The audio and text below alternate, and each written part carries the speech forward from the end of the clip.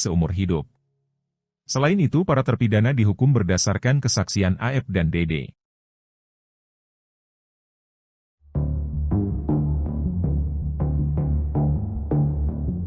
AF salah satu saksi kasus Vina diam-diam temui ayahnya pada tengah malam. Pertemuan ayah dan anak ini berlangsung di Lembur Pakuan, rumah milik mantan Bupati Purwakarta, Deddy Mulyadi. Deddy Mulyadi mengatakan, saat pertemuan Rudi Pelor dan AF, dirinya sedang tidak ada di rumah. Sebab, ia sedang menonton wayang golek di wilayah Kuningan, Jawa Barat hingga menjelang subuh. Abah Rudi bercerita, kedatangan AF tak sendirian, putranya tersebut dikawal 4 orang yang tak ia kenal. 4 orang itu pengacaranya, AF, sempat telepon saya juga, kata Deddy Mulyadi dikutip dari YouTube Kang Deddy Mulyadi Channel. Rudi Pelor mengaku tak bisa leluasa berbicara dengan putranya lantaran selalu dikawal 4 pengacaranya.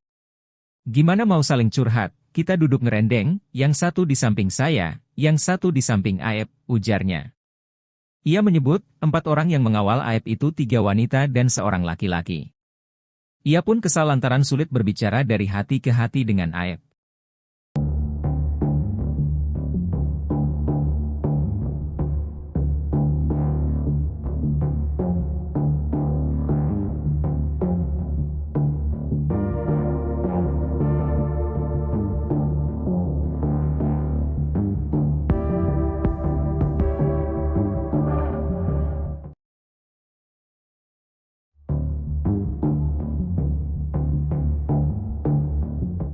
Mabes Polri disebut sudah mengantongi kronologi awal sebelum Vina dan Eki tewas. Kronologi itu berupa kejadian sebelum Vina dan Eki ditemukan tewas di flyover Talun pada tanggal 27 Agustus 2024. Hal itu diungkap oleh kuasa hukum Liga Akbar Yudhya Alamsyah. Mabes Polri disebut mengantongi kronologi itu berdasarkan kesaksian dari Liga Akbar dan teman-teman almarhum. Liga Akbar telah mencabut kesaksiannya tahun 2016 lalu yang mengaku melihat Vina dan Eki dikejar dan dilempari batu oleh para terpidana.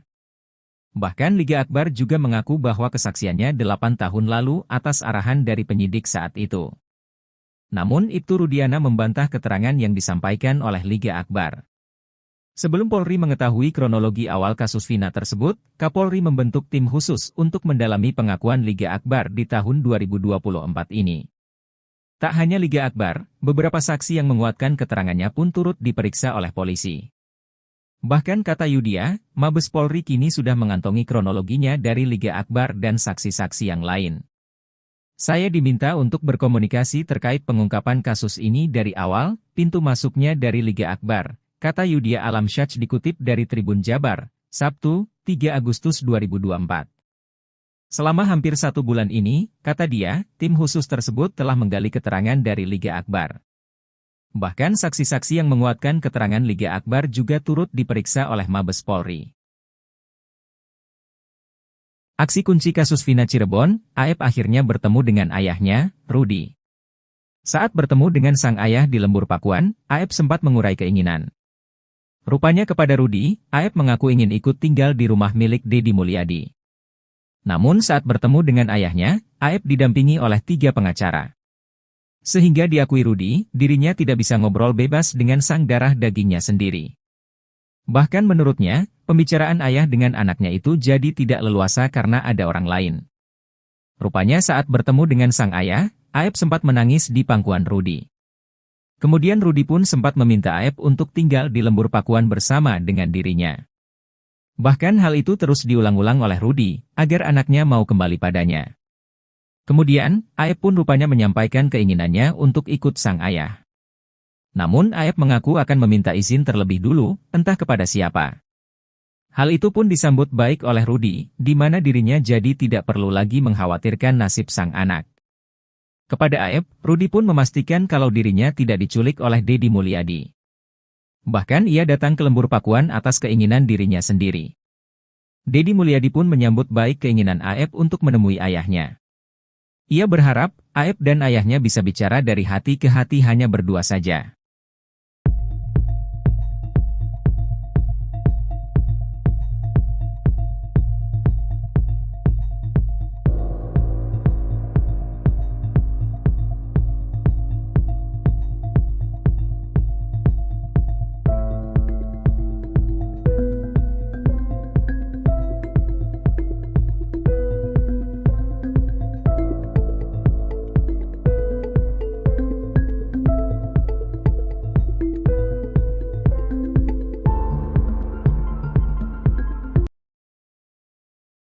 Alih-alih memberikan bantuan hukum ke Ibtu Rudiana, Kapolri Jenderal Listio Sigit Prabowo justru membentuk tim khusus. Tim khusus ini menyelidiki kasus tewasnya Vina dan Eko ini dari titik awal. Menariknya, penyelidikan ini diawali dengan menggali keterangan dari Liga Akbar, saksi kunci kasus Vina Cirebon. Padahal keterangan Liga Akbar ini sudah dibantah oleh Ibtu Rudiana. Tim khusus bentukan Kapolri ini diungkap oleh kuasa hukum Liga Akbar, Yudia Alamsyah.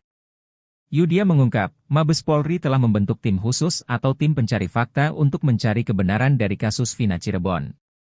Ia bahkan diminta untuk berkomunikasi terkait pengungkapan kasus kematian Vina dan Eki dari awal. Bahkan penyidikan ini dimulai dari Liga Akbar, yang telah mencabut keterangannya di tahun 2016. Pintu masuknya dari Liga Akbar, kata Yudia Alamsyah dikutip dari Tribun Jabar, Sabtu, 3 Agustus 2024. Selama hampir 1 bulan ini, kata dia, tim khusus tersebut telah menggali keterangan dari Liga Akbar. Bahkan saksi-saksi yang menguatkan keterangan Liga Akbar juga turut diperiksa oleh Mabes Polri. Yudia pun mengungkap bahwa tim khusus ini telah mendapatkan kronologi lengkap yang sebenarnya, sebelum Vina dan Eki ditemukan tewas di flyover Talun, pada 27 Agustus 2016 lalu.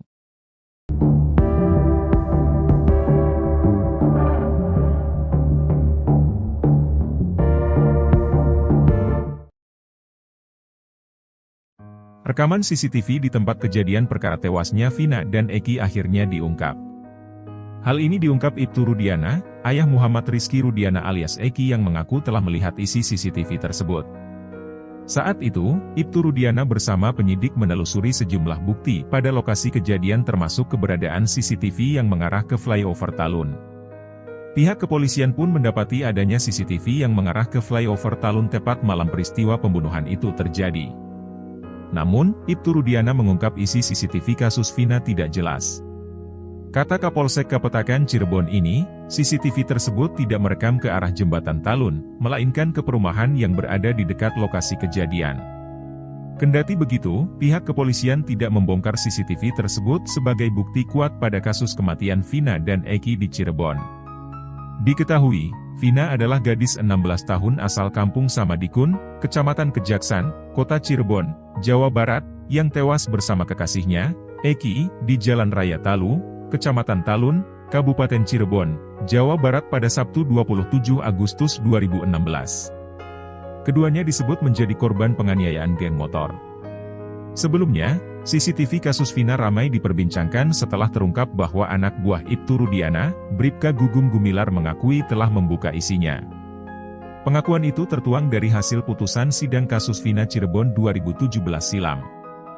Banyak kecurigaan bahwa CCTV merekam kejadian yang dialami Eki dan Vina pada Sabtu 27 Agustus 2016 silam. CCTV kasus Vina semakin ramai diperbincangkan setelah terungkap bahwa anak buah Ibtu Rudiana, Bribka Gugum Gumilar mengakui telah membuka isinya. Pengakuan itu tertuang dari hasil putusan sidang kasus Vina Cirebon 2017 silam. Seperti diketahui, kasus pembunuhan Vina dan Eki di Cirebon pada Sabtu 27 Agustus 2016 silam itu sudah berproses hukum. Ada 8 pemuda yang ditangkap dan kemudian divonis hingga menjalani pidana penjara. Mereka adalah Rivaldi Aditya Wardana, Eko Ramdhani, Hadi Saputra, Eka Sandi, Jaya, Supriyanto, Sudirman, Saka Tatal. Seluruhnya divonis penjara seumur hidup kecuali Saka Tatal yang hanya divonis 8 tahun penjara karena saat peristiwa masih usia anak, dan sudah bebas sejak 2020. Ibtu Rudiana kini jadi sorotan lantaran yang melaporkan para terpidana hingga divonis seumur hidup. Selain itu para terpidana dihukum berdasarkan kesaksian AF dan DD.